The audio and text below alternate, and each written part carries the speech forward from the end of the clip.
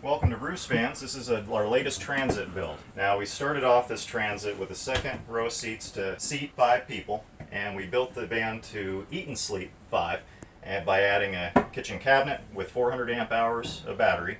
It has a 2-burner stove as well as a sink. Solar up on top. We added our drawer cabinet. It has a hidden kick plate drawer as well as a fridge here, as well as a dinette with 20 gallons of water that seats about 6 people with the table. Get the table out of the way, drop it into nearly a king-size bed. And we also have our erector cots that can be mounted at different heights. You can lift them up and get them out of the way, or you can fold them down as shown here.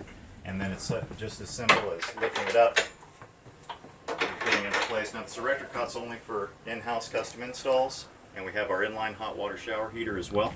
And we did inset window panels, bamboo paneling all around. Well, visit us at roostvans.com for your custom conversion needs.